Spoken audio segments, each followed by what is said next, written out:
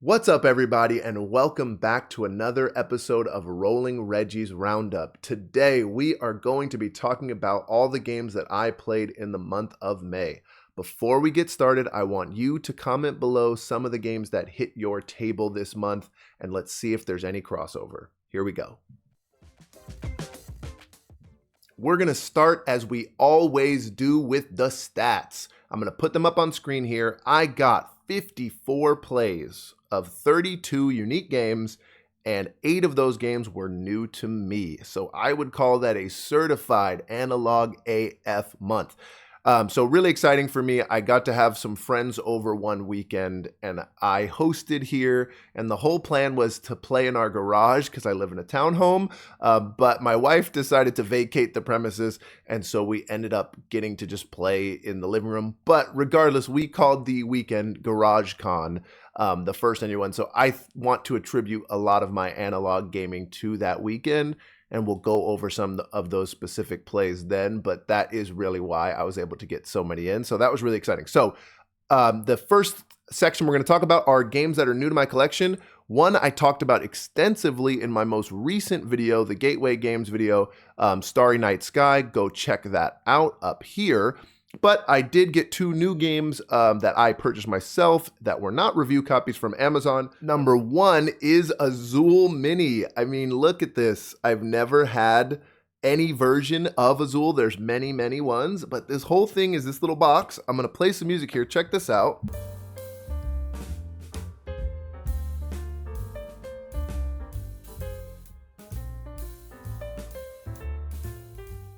The whole game fits in this nice little cloth bag, and I just love it for traveling. I've really always wanted to have it in my collection, play it every now and then on BGA, so happy that I have it now. The number 2 game that I've seen many times at Target and the like is called Pan Am here.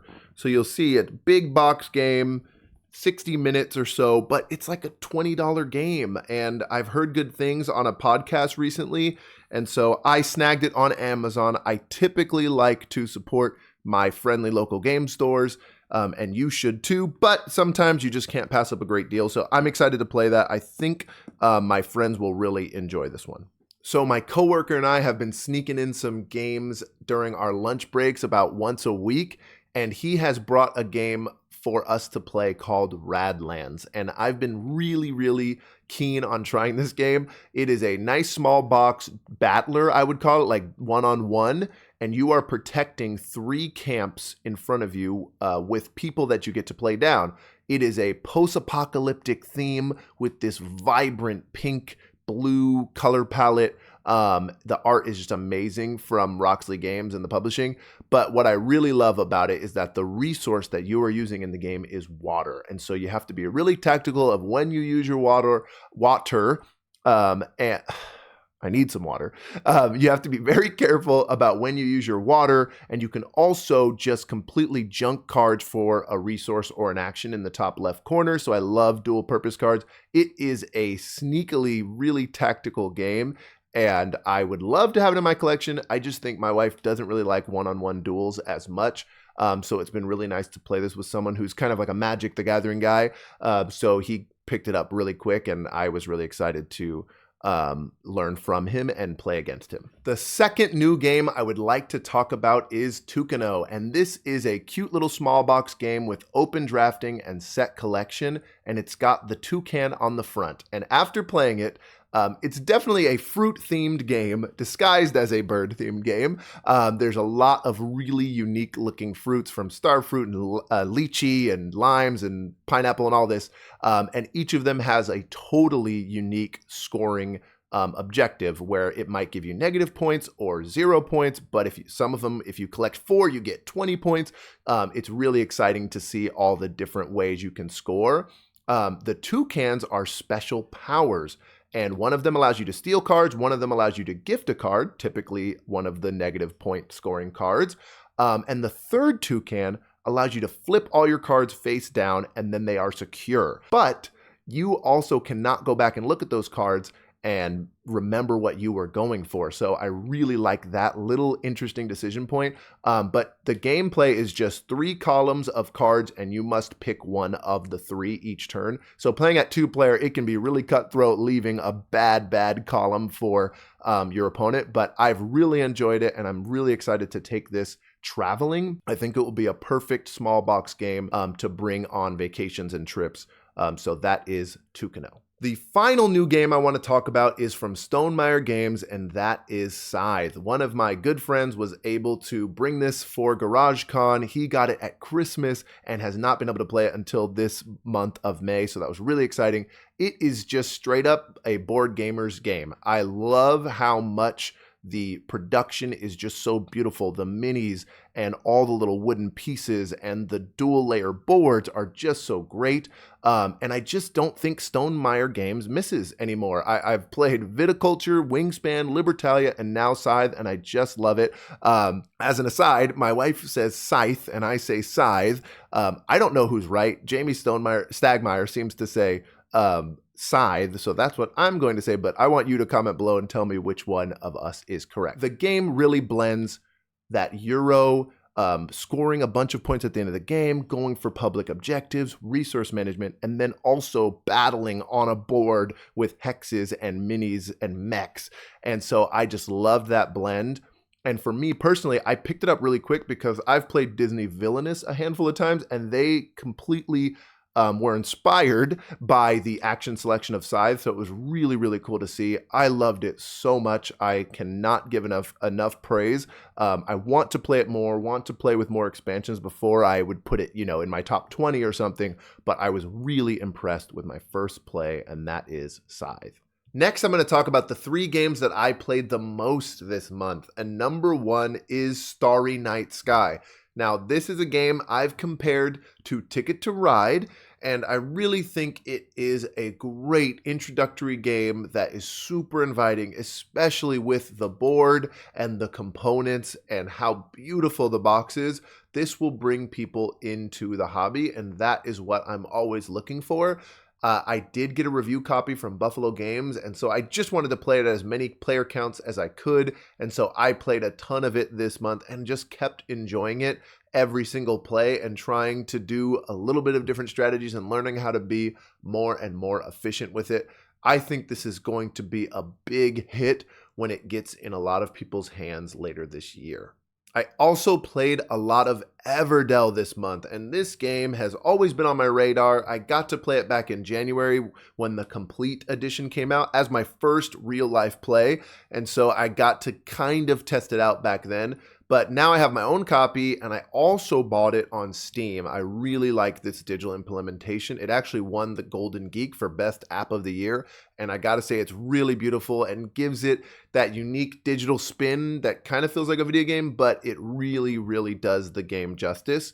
Now, Everdell has always been on my radar because if you follow my channel, if you follow me on Instagram, you know I love Wingspan. I'm a big fan of it, and it always gets compared Wingspan versus Everdell. And I get the comparison because it is nature themed, there are animals, and you are creating a tableau of 15 cards, and it really has that engine building. The more cards you put out, the more points you get, and the more actions you get to do, and I love that about Wingspan, and I love that about Everdell, but it's got its own flair, and I really like how simple it is in terms of on your turn, you can either place a worker, play a card, or change into the next season.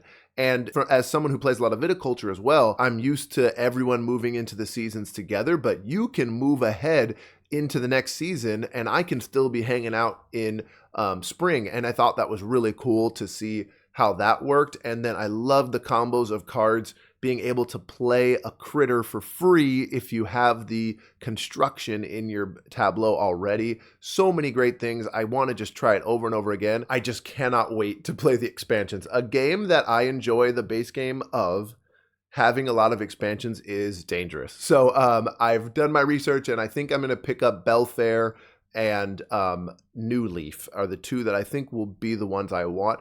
If you play Everdell expansions, please comment those below and let me know which ones you enjoy. But I've really had a great time with it. I'm really trying to convince my wife to play, and I want to see how many light gamers I can bring into it. I really think it's kind of a gateway plus game where you've played a decent amount of board games and now you're ready to learn something a little heavier, but it's not as crazy as, say, Scythe or something that I mentioned earlier. So Everdell, beautiful production in person, and I love the app right now. Finally, another highly played game, played a lot at GarageCon, is Res Arcana. Now, this game has always been one of my favorites, and spoiler alert, it's probably in my top 10 when I do that later this year. I just love engine building. I love card games. It really gives me that Yu-Gi-Oh vibe, for lack of a better word. I love those just cool, dark characters, and all of them have different powers and all these great combos. Love the wooden bits. I love it digitally as well. But for the first time, I got to play both expansions. So there's like the Light and Shadow one, and there's the Pearl one. They're both Latin words that I'm not going to try to pronounce. But I've never played them before, and it just adds this great stuff like dolphins and mermaids and mer people, and then there's like a lion that's called the Gold Lion, but it's just straight up Aslan. I just love the theming and all the things you can do with the demon cards and the pearls.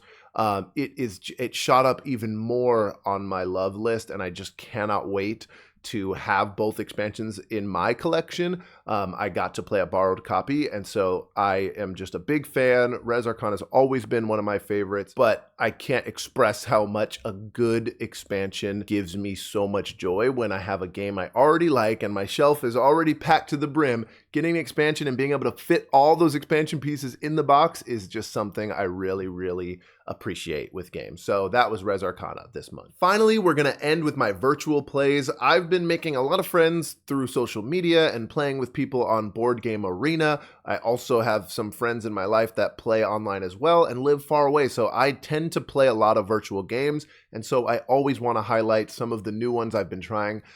It's really been a hassle to kind of learn games on BGA. I really love the tactile feeling of learning a game at the table, and I'm sure many of you feel the same way. That's why we're in the hobby. But I really do enjoy a pretty simple game online or playing a heavier game that I have played in person and being able to streamline it and play it online as well. So number one is My Shelfie, and this game you may have seen because it's got that Connect 4 aspect where you're just dropping things into this upright vertical stand.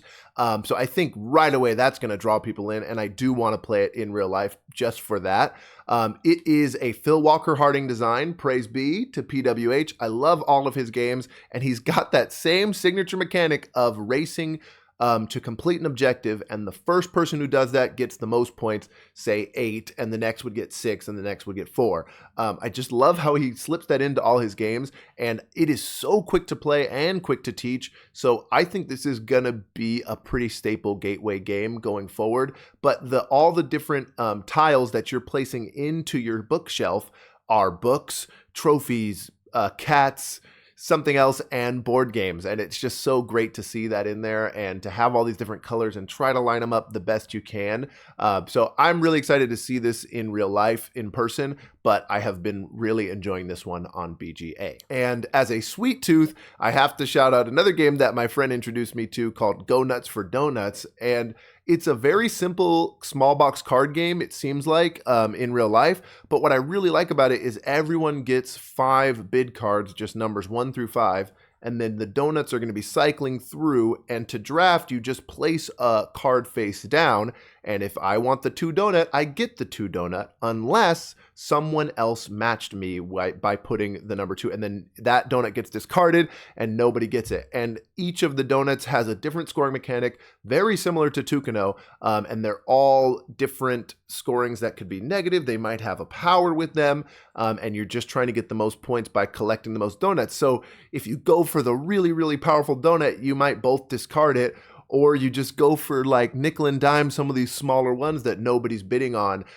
It's very interesting, and I would love to see this one in person and see how it plays. I just love any game where you simultaneously all flip and see if you're going to match or see what you're getting. I think that's just always a fun thing in board games, especially for non-gamers, or like I would say, I call it a beer and pretzels game, where that's pretty relaxing and inviting for folks as well. And then I've been keeping up with the board game awards so much that I really want to do my own. Third request for a comment below. Let me know if you would be intrigued or interested in a board game awards video. I have all my own categories planned out here, but one of the games that was nominated for the Spiel des Jahres is Next Station London, and it looks really cool as a flip and write game, roll and write, verb and write, whatever you want to call it.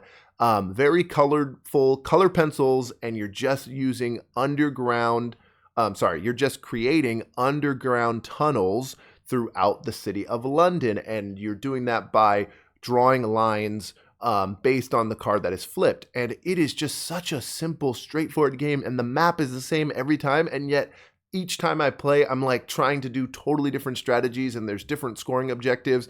I'm not really a huge fan of all the roll and writes. I've talked about like Railroad Inc. and Trek 12, and I've really enjoyed them, but I haven't loved them. And this one has really gripped me, and I don't know exactly why yet, but I'm just going to keep playing it until I get bored of it. I even wanted to just go find it online, and it is already sold out. That's just the power of the Spiel in a lot of places. But Next Station London has really caught my eye as a nice little flip and write that I might have to add to my collection, because a lot of them that I play don't really sell me enough that I want to go out and buy it myself. So that's Next Station London. Hey, that's all the board games that I played this month.